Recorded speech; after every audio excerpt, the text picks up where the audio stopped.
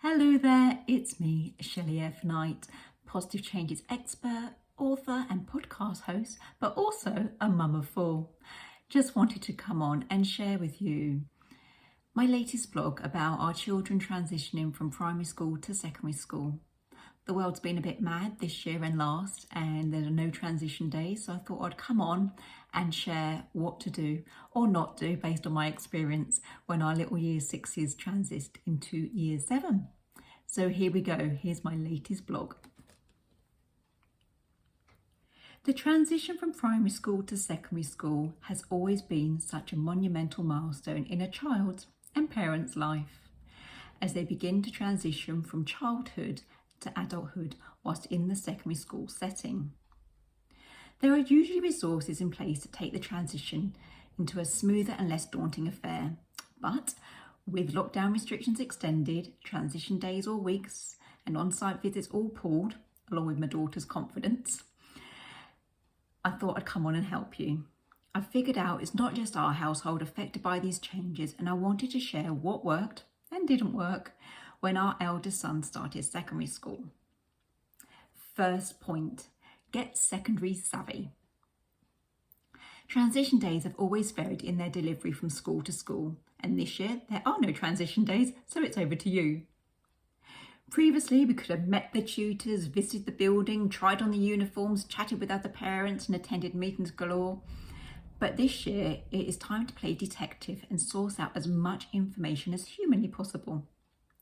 Take time to email and speak to the secondary school and to find out key people in your child's life.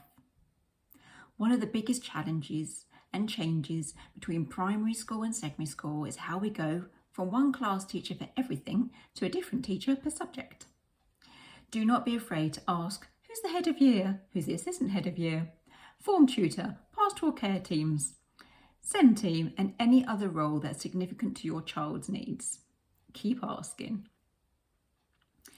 If there is information-rich emails, mark them as important in your email, because you can trust me on this. If you think you receive a lot of emails now, you wait until your child is in full flow at secondary school. There will suddenly be key emails absolutely lost in a tsunami of incoming words. There will be emails about a PTA, the canteen, uniform, non-uniform, car parking, local incidences, homework, missed homework, term days, changes in policies, changes in behaviour, acceptable behaviour, not acceptable behaviour, awareness days, and any other words of what to do and not do at secondary school. Following on from getting secondary savvy, let's talk about friends. Now, before you start to sing the entire Friends theme tune, it's actually more about friendships. Whether your child is Miss Popular or Mr. Shy Guy, we need to talk about friendships. All children will be thinking differently about starting a new school with new faces and personalities. My year 6 daughter is currently struggling with primary school friendships due to, let's say, female dogs, if you get me gist. And so she's looking forward to a fresh start where she can meet new friends and hopefully friendlier types of people. However, other children will be bereft and clinging on to the legs and memories like a limpet and becoming genuinely fearful about leaving their current social circle. So to start making these friendship transitions easier now, you can start checking out and booking in for those school clubs away from their primary school. This could be a youth club, summer holiday club, summer camp, or volunteering in the local community, to give you a few ideas. Whilst they may not end up with the people they meet in these clubs over the summer, they are learning key life skills on how to communicate with new connections, which in turn will serve them well when those doors fling open in September.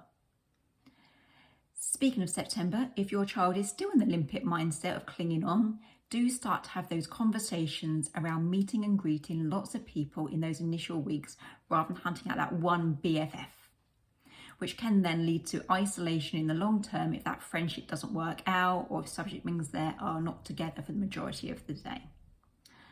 One of my particular favourites from the eldest, the magical mobile. At some point over the last few years, our cute little button-nosed baby has turned into a hormonal bundle of a shy but sassy teenager. I know that they say life is short, but seriously, she's gone from nappies to weekend napping, and I don't know when it happened. And then, oh my goddess, you have this sudden realisation that one moment they're lying there in the cot bashing a mobile. Next thing, they're getting a freaking mobile phone. No one prepares you for this. We chose to get our eldest son a mobile phone for his birthday the year before he started secondary school, so that he was confident and competent with it in case he needed to text us in an emergency, such as being chased by a massive brown bear or a group of feral children. However, unlike me and my ageing brain, it turns out that kids these days only need about a day to fathom out how to use a mobile phone. So over the summer, you may wish to invest in a mobile phone for your child if you've not already done so. Now, whilst our child may get a mobile at the age of 10, it comes with a contract. Nope, I am not talking the mobile phone contract, but a contract here with Mother Bear. As let's be honest, which child does not love being given something and then having loads of rules around it? The contract is all about how I trust them to have a mobile. But I need to protect them from, nasty Nick, Bully and Barbara. So without warning, I can drop in and check their messages and usage as no secret squirrel password is allowed. I want to make sure they're not being bullied, but equally to make sure they're not being a bully. Also, there is no social media access. It's literally a phone with a camera. And yes, those photos will be checked. And no mobiles in bedrooms at night. Apart from that, the little apple of my eye can do what they like with their mobile. But don't forget, they are magical, and let me tell you why. Our eldest son learned how magical mobiles worked in the very early weeks of starting secondary school. Mobiles can magically disappear when not being used within rules. It was not from me though, not from evil Mother Bear with her rules, it was from the school. Now the story goes a little bit like this. Once upon a time, while seated angelically in the classroom, some troublesome child knocked over a bottle of water which threatened the well-being of my son's mobile. In a life-saving act of pure bravery, my son whipped out his mobile from his pocket, thereby saving it from drowning in a freak water bottle accident. It was during this heroic act that the teacher saw the mobile out of its natural habitat and within the mobile phone-free school environment, which led to the magical mobile disappearing for an entire week. Yes, the magical mobile. So whether you set up rules around the mobile use as a family or discuss the appropriate use of it within the school, I wish you well and hope that you too have a magical mobile and live happily ever after. Next, what a journey. One of the biggest challenges and changes to school life is just about how your child is going to get to school.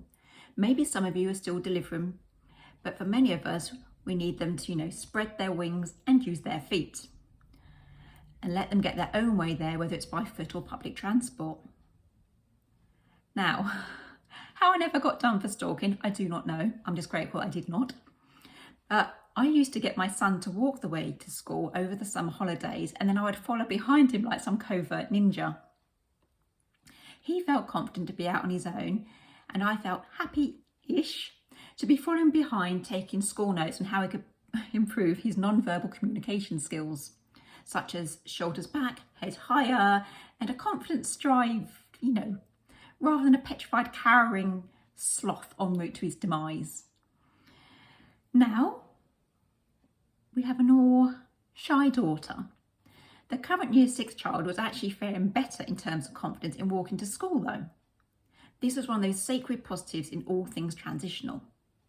But no sooner had she found this newfound confidence when her best friend from primary school was followed by a suspicious male and a morning walk into school.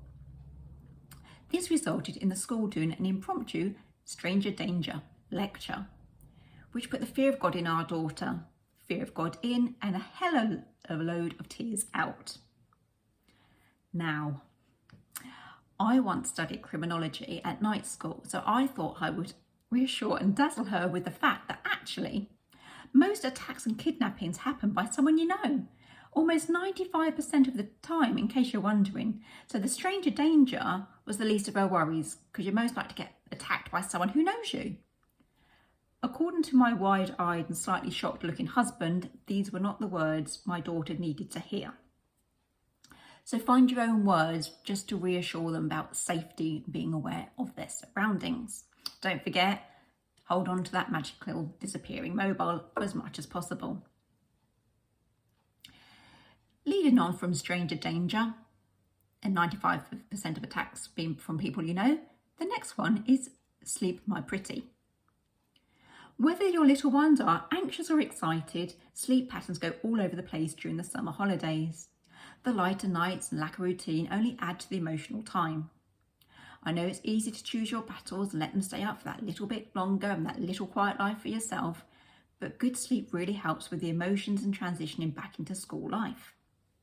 So if you can, keep to routine, and I'm going to try and wear mine out as long as possible.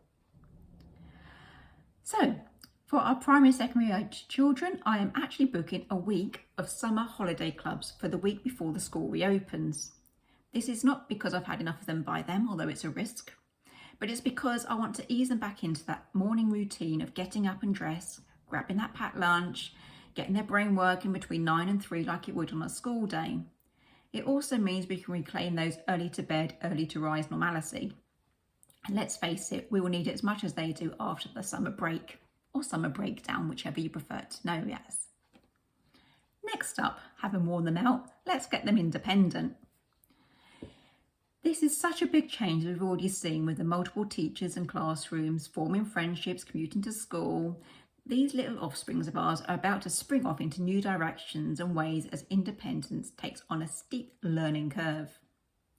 I've always encouraged my children to be as independent as possible, mostly so they can leave home sooner rather than later, thereby allowing mother and father bear to go on their travels before they're too old and frail to physically travel, or before we're too old to get any good quality travel insurance. Anyway, I'm digressing. Let's talk about the little one's independence. Whilst you may have previously hated the summer holidays, this may just be the year you are grateful for the 6 weeks, as you can now, in a non-hurried approach, empower your child with the whole new level of independence that they will require from September. At some point over the next few years, our child has gone from shy to sassy. And whilst you may be greeted with snorts, grunts and other pig-like sounds, I want you to talk to your child about the changes that are coming in life at secondary school, such as the teachers there are per lesson, the level of work, uniform requirements, checking out the school website to familiarise with the information, maybe grab a timetable. But aside from the practical tools, I really want us to get us talking about mental health. How are we feeling? And yes, that means our own health as a parent and carer, but also how are they feeling? And it's not just the child that's going or the parent, it's also if you've got siblings like us. I say I'm a mum of 4. Our younger daughter recently cried when her big sister went away on a 3-day residential, so do not underestimate this monumental new beginning and its impact on our family members. It's all about the small things because to them they're going to seem like big things. So that's it from me. I've shared with you about getting secondary savvy with who's who, talked about friendships, the magical disappearing mobile, the school journey, the importance of sleep, and finding a whole new level of independence. I hope my experience and words help you and your not so little one on the transition from primary school to secondary school. Thank you for listening. You've got this. I've been Shelley F. Knight. Take care out there.